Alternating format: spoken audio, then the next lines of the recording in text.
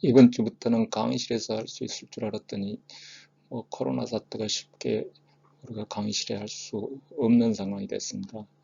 그래서 이전에 1, 2주 동안 했던 유체의 정의, 그 다음에 유체의 성질에 대해서 다시 한번 제가 리뷰를 하고요. 앞으로 당분간도 제가 녹음한 내용하고 또 다른 유튜브에 있는 강의들을 합해서 업로드 시키도록 하겠습니다. 제일 먼저 유체의 정의는 유체 그러면 고체, 액체, 기체 가운데 기체와 액체를 칭하는 거고요. 그 다음에 유체의 가장 큰 특성은 쉐어 포스를 받지 못한다. 옆으로 밀면 그냥 밀려간다. 그렇다고 해서 힘을 전혀 못 받는 건 아니고, 자, 우리 참성에 의한 마찰력에 의한 쉐어 포스를 받고 그럼 미끌려가는 거고, 그 다음에 노멀 포스, 수직력, 압력에 의한 힘을 받는 게 되겠습니다. 거체 같은 경우는 쉐어 포스를 견디는 거죠. 그 다음에 압력 당연히 수직력을 받는 거고요. 자, 두 번째는 유체의 목적은 뭐냐? 제일 먼저 유량이 얼마나 되느냐? 옛날 고대로부터 우리가 로마 시대에 상수도 공급해주려면 그 유량 계산을 해야 되겠죠. 유량을 얼마나 받느냐? 그 다음에 하중을 얼마나 받느냐? 하중을 얼마나 또 버티느냐? 이게 또 중요하겠죠. 그 다음에 유체가 유량이 흘러가면서 갖는 에너지는 어떻게 되느냐? 이런 게 그 유체각을 하는 목적입니다. 특히 항공과에서 하는 거는 유체각의 유체 동력학에 의해서 우리 비행기가 양력을 어떻게 받느냐 하는 게 가장 중요한 내용이 되겠습니다. 양력 곧 유체가 거체에 주는 힘, 주위에 미치는 힘에 대해서 공부를 하게 되겠습니다. 따라서 우리는 유체 장력학에 대해서는 자세히 다루지 않고 한번 훑어만 보고 그 유체 동력학, 유동이 흐르면서 발생하는 여러 가지 힘에 대해서 공부를 하게 되겠습니다. 유체의 가장 큰 특성은 뭐냐면 압축성이라는 것, 그 다음에 점성이라는 게 되겠습니다. 모든 유체는 압축성과 점성을 가지고 있습니다.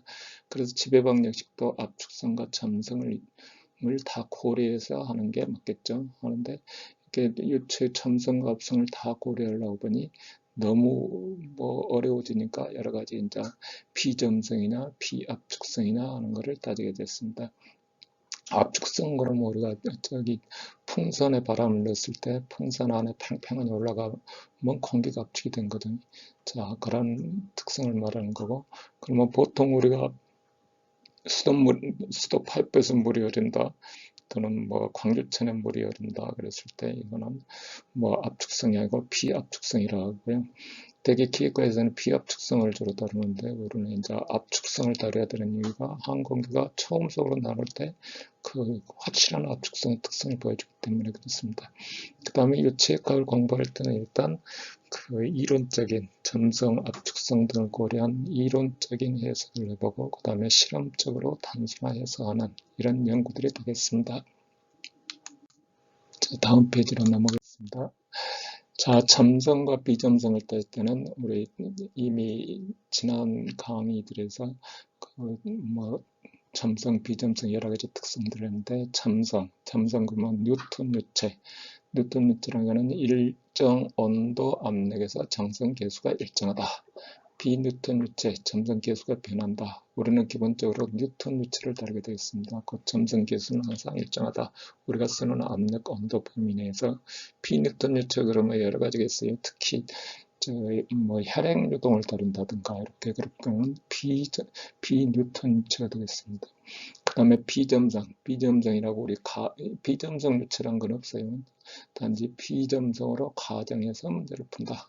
문제를 풀어도 이 답이 최종 맞는 답이 잘 맞으니까 우리가 비점성 유체라고 가정해서 문제를 푸는 게 되겠습니다.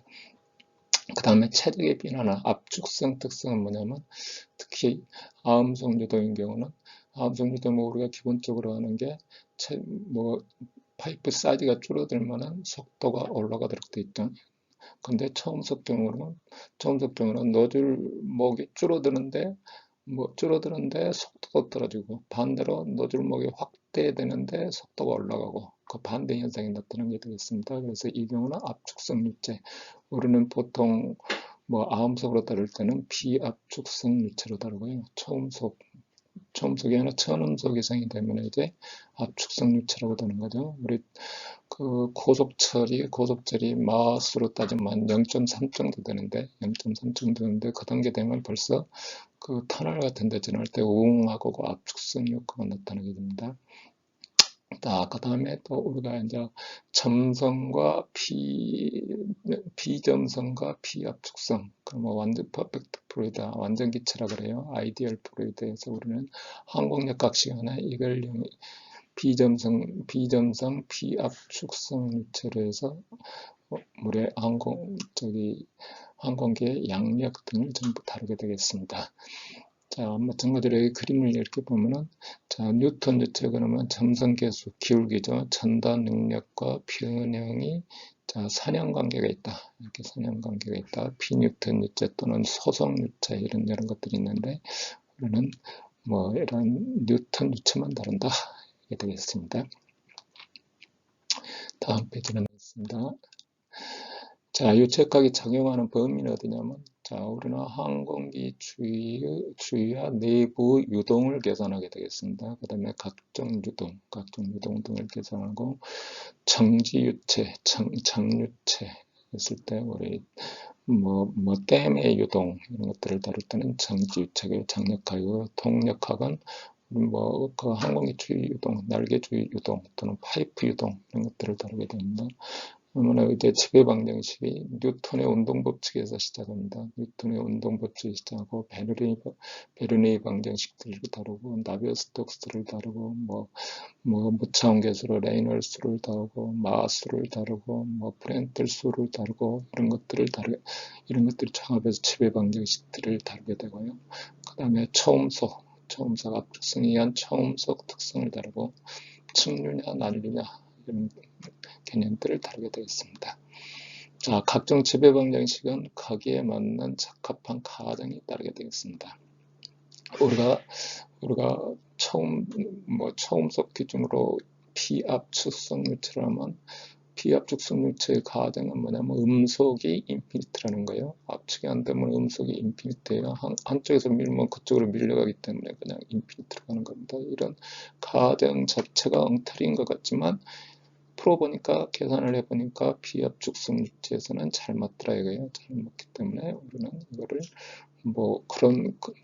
적용되는 범위 A는 인피니트라고 가정해도 아무 문제가 없는 범위에 대해서는 우리가 비압축성 유체로 문제를 푼다 해도 답이 맞으니까 실험체고 답이니까 그 가정의 범위 내에서 푼게 되겠습니다.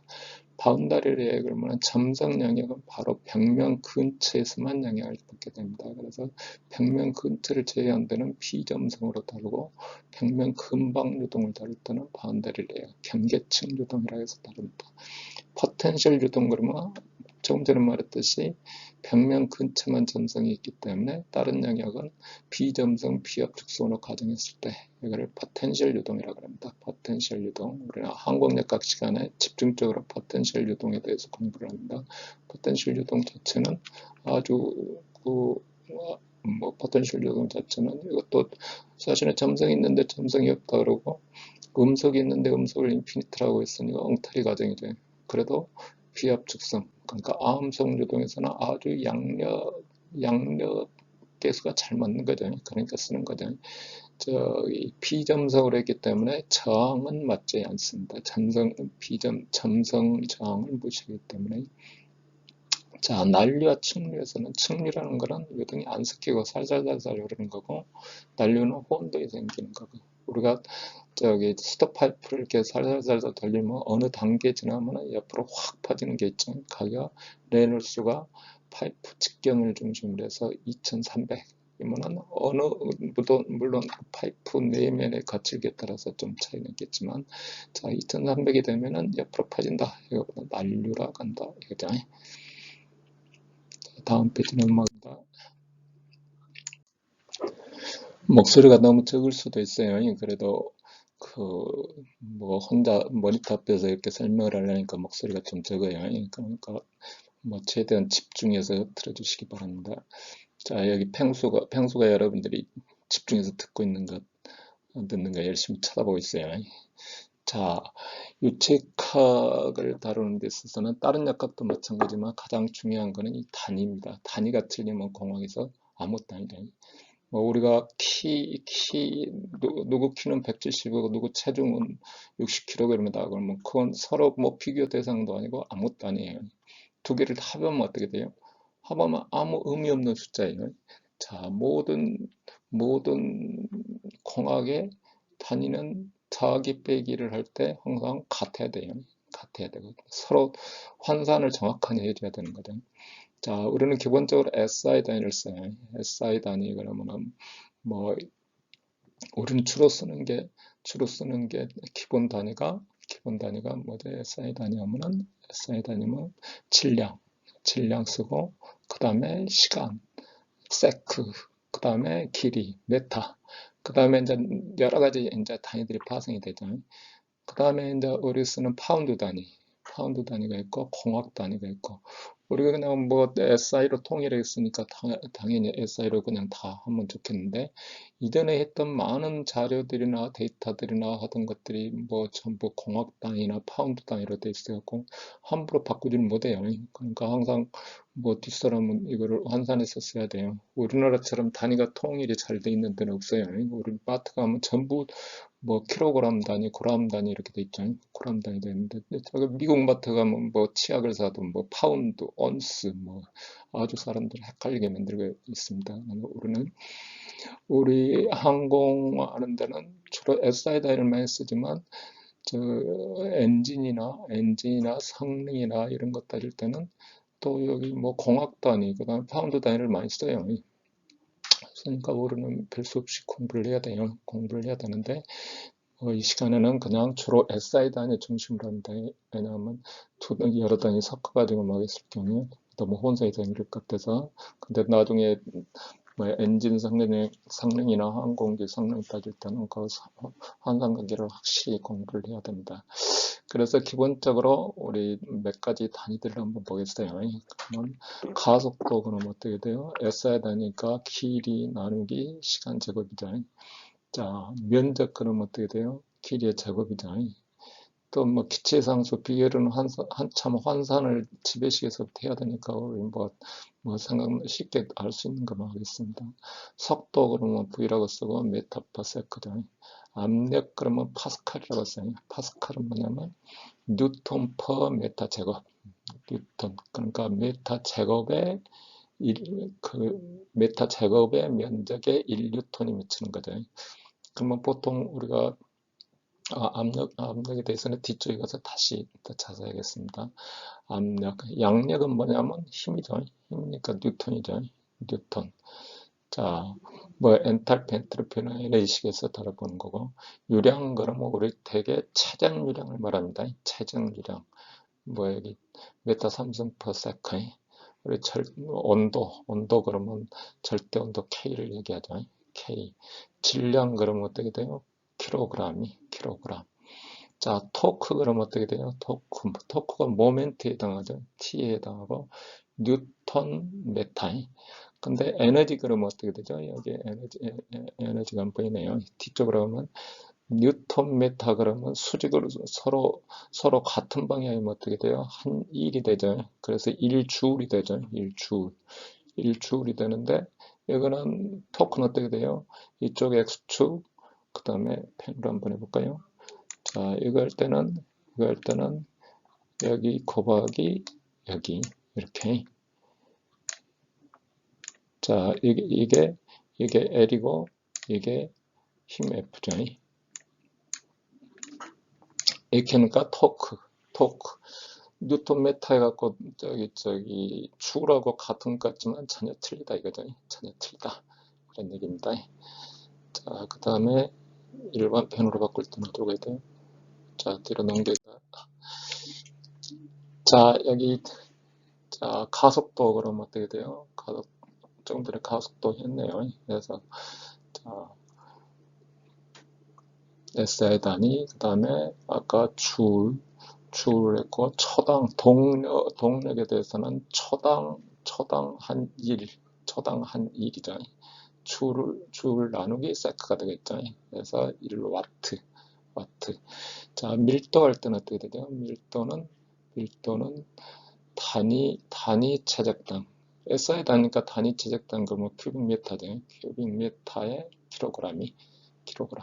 그러면 밀도 그럴 때 가장 잘못 혼선을 주는 게 뭐냐면, 자, 물의 밀도는 얼마냐? 물의 밀도는 우리 뭐 물의 비중이 1이라 그래서 1g per cubic centimeter죠. 그걸 환산하면 1톤이에요. 1톤 물의 밀도라는 거는 1000kg per m 3승이. 속도는 메타 per 세컨, 시간 s. 압력그램은 여기서처럼 뉴턴 per m 제곱해서 파스칼이. 에너지 그러면은 뉴턴에다가 메타컵에서 1줄이. 아까 토크하고 같은 거예요. 토크. 뭐 여기 이 아래도 토크가 다시 나오네요. 토크하고 같은 표시가 된다. 응력 그러면 압력하고 단위는 같아요. 응력은 옆에 셰어포스 전단력이고, 압력은 노멀포스고. 한 1은 뉴턴의 메타라 그랬잖아요. 약간 뉴턴 메타에서 1줄, 그걸 다시 세부적으로 환산하면 이렇게 되는 거죠. 힘은 뭐가 되죠? 힘은 여기서처럼 힘은 뉴턴은 뭐냐면 1kg이 1m/s 제곱의 가속도를 받는 거죠. 1s 제곱에. 자, 그 다음 넘어가면요.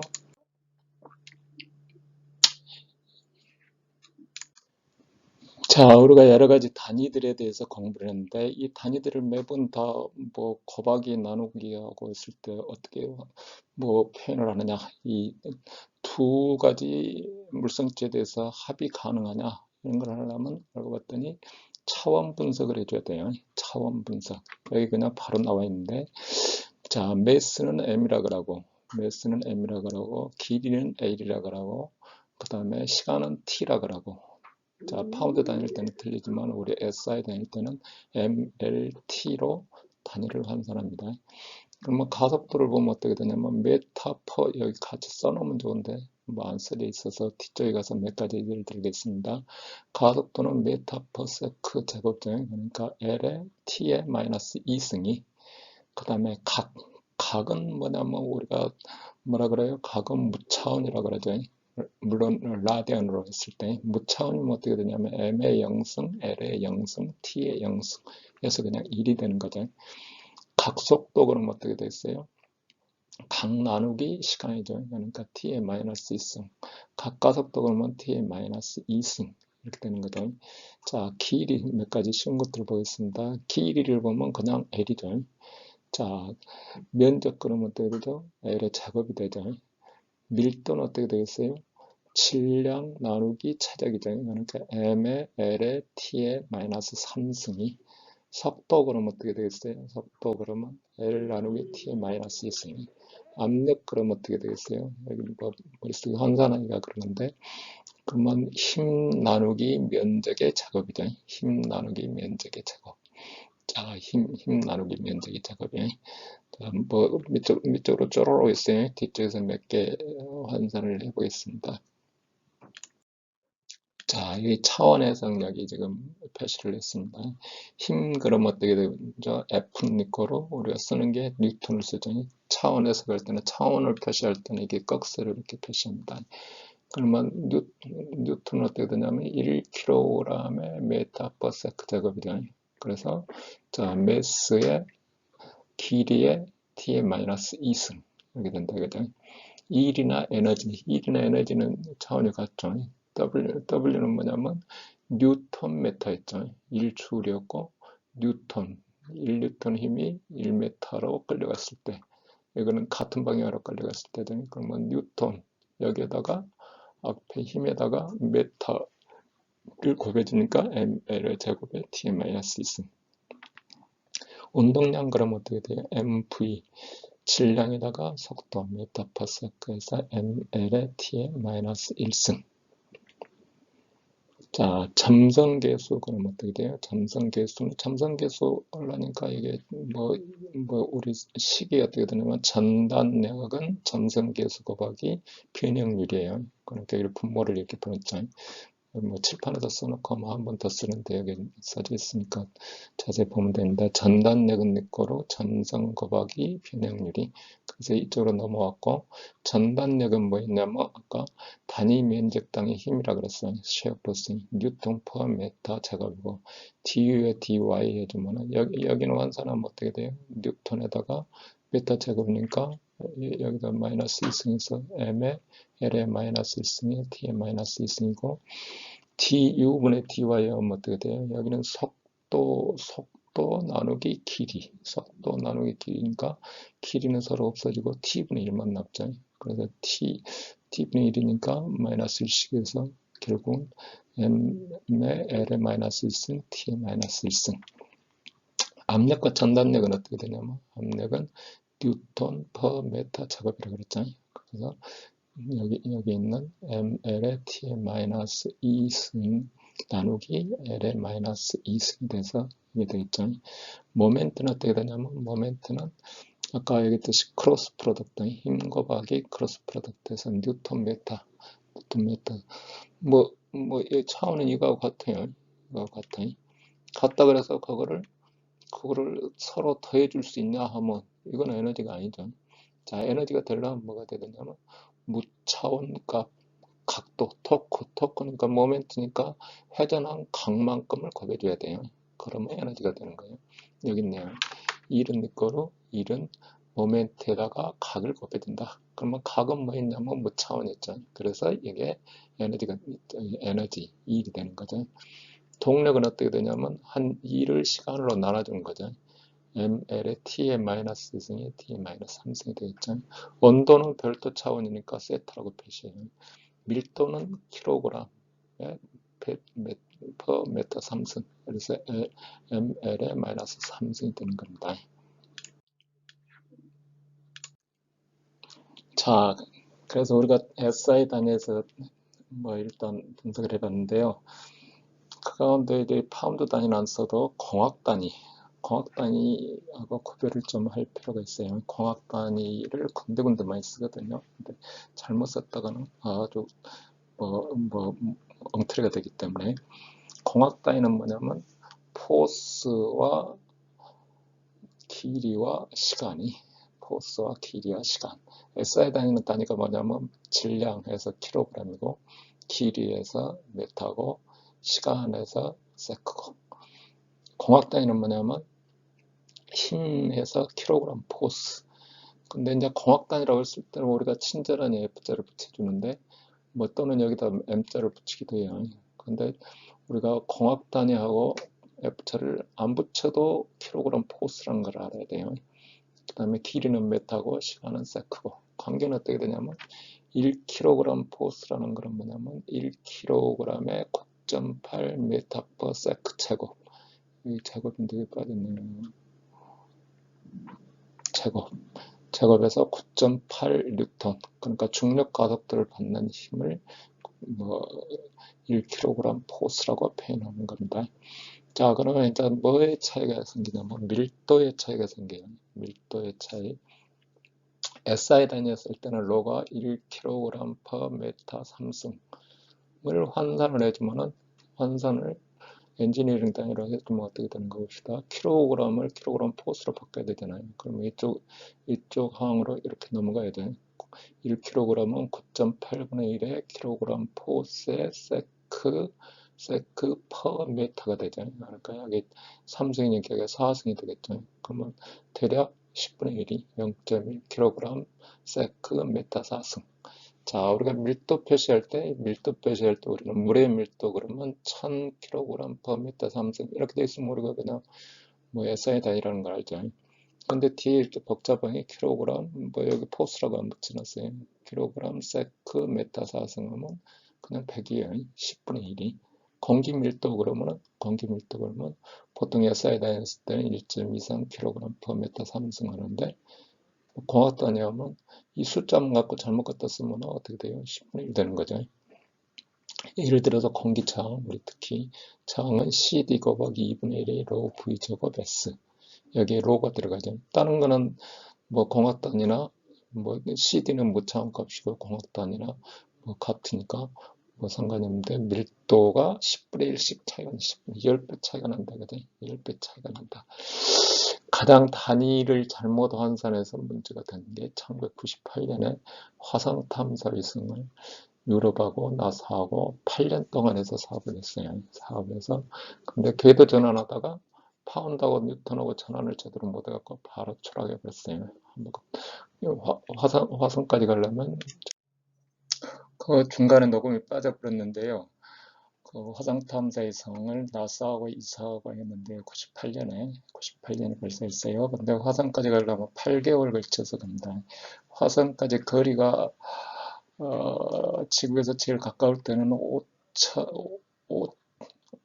5천만 킬로미터, 멀 때는 1억 킬로미터라고 합니다. 1억 킬로미터. 그래서 아무 때나 발사하는 게 아니고 옛날에는 한 6년 단위로 발사했던가 근접거리 있을 때 발사를 했는데 요새는 뭐 2년 단위 이렇게 되대요. 그래서 가장 근접할 때 대개 한 8개월 걸려서 갑니다. 근데 이제 그 당시 실패 원인은 뭐였냐? 이 뭐 실패 원인은 본래 뭐 탐사선 안에 미터법을 적용해야 되는데 파운드 단위를 뭐 쓰게 된 거예요. 그래서 출력기가 어떻게 되겠어요? 출력기를 이렇게 파운드 단위로 준 거를 뉴턴으로 환산해서 써야 되는데 환산을 안 해버린 거예요.